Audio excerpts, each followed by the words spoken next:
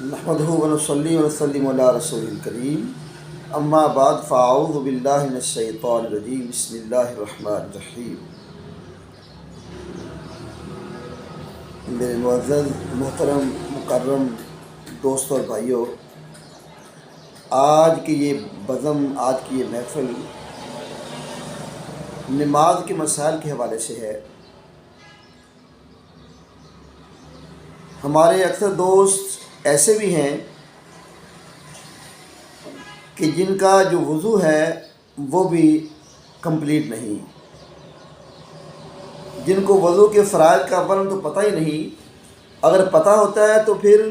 بے احتیاط نہیں کرتے اور کمپلیٹ وضو نہیں ہوتا،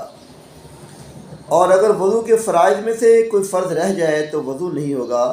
جب وضو نہیں ہوگا تو نماز نہیں ہوگی۔ مثال کے طور پر ایک آدمی نے ہاتھوں میں انگوٹھی پہنی ہے یا چھلا پہنا ہے، اور انگوٹھی یا چھلا اتنا ٹائٹ ہے کہ نیچے پانی نہیں جاتا، تو اس کے لیے فقہا نے یہ بتایا ہے کہ وہ چھلا یا انگوٹھی جو ہے اس کو حرکت دے کر آگے پیچھے کر کے پانی پہنچانا لازم ہے، چونکہ وضو کے 4 فرض ہیں اور میں سے ایک فرض بھی رہ گیا تو وضو نہیں ہوگا۔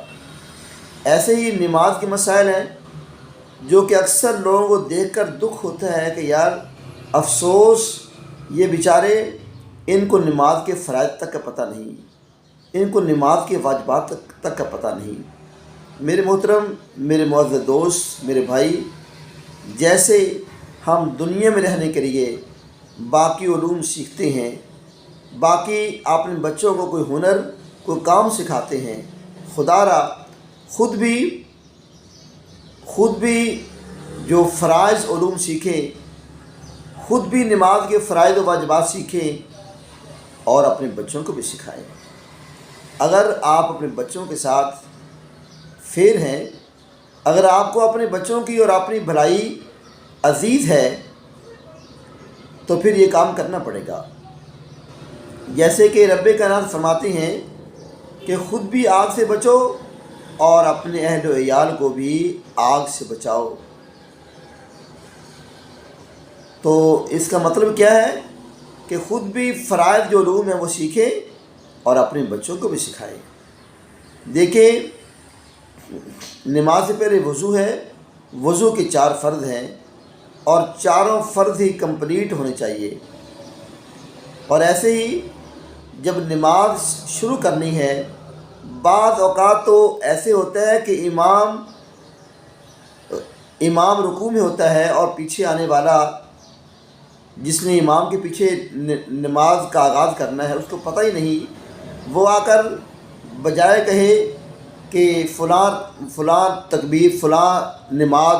اتنی رکھتے ہیں، یہ کہہ کر تو اس کو کہنا چاہیے اللہ اکبر،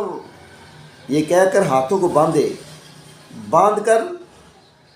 اور 3 مرتبہ سبحان اللہ سبحان اللہ سبحان اللہ کی مقدار پر رکے اور پھر رکوع میں چلا جائے۔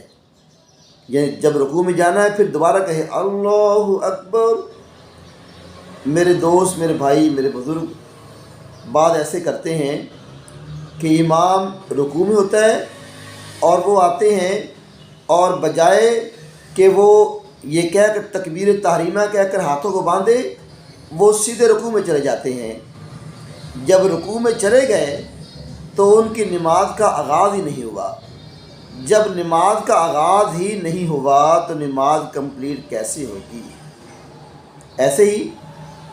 جب آدمی نے رکوع سے کھڑا ہونا ہے تو سیدھا کھڑا ہونا نماز کے واجبات میں سے ایک واجب ہے۔ اگر واجب چھوٹ گیا، بندے نے خود جان بوجھ کر چھوڑا تو نماز ہوگی نہیں، اور اگر بھول کر چھوٹ گیا تو جب تک سجدہ ساو نہیں کرے گا نماز نہیں ہوگی۔ اس لیے علماء کرام نے فرمایا ہے کہ جب آدمی رکوع سے کھڑا ہو تو خالی یہ نہ کہے ربنا ولک الحمد، بلکہ آگے جو الفاظ احادیث کے اندر موجود ہیں کہ حمدن کثیرن مبارکن طیبہ، یہ پڑھ لے، یہ پڑھے گا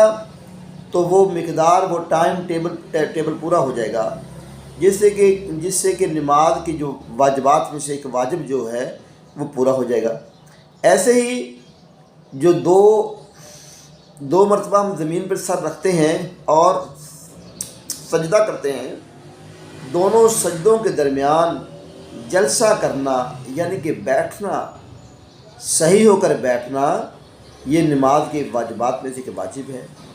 جو کہ اکثر دوست جو ہوتے ہیں وہ ان کا خیال نہیں کرتے۔ اور ایسے ہی جب سجدے میں جانا ہے تو اس وقت دونوں جو پاؤں ہیں ان کے انگوٹھے اور ان کے ساتھ کی دو انگلیاں جو ہیں ان کا پیٹ، دو انگلیاں اور ایک انگوٹھا جو ہے ان کا پیٹ زمین پر لگنا نماز کے واجبات میں سے ایک واجب ہے۔ اگر نہیں لگے گا تو واجبات میں سے ایک واجب چھوٹ جائے گا، جو کہ نماز کمپلیٹ نہیں ہوگی۔ ایسے ہی نماز کے دیگر مسائل ہیں جو کہ ہمیں سیکھنے چاہیے، اور امت مسلمہ کی خیر خواہی کے لیے یہ میں نے آج کی جو بزم، آج کی جو محفل سجائی ہے، تاکہ وہ میرے بھائی، وہ میرے دوست، وہ میرے محترم جن کی توجہ، جن کی فکر،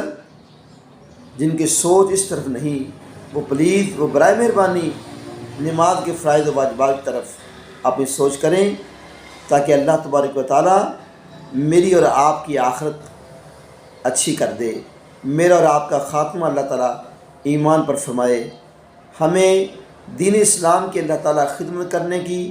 دین اسلام کا پرچار کرنے کی توفیق عطا فرمائے۔ وما علینا الا البلاغ المبین، واللہ اعلم بالصواب۔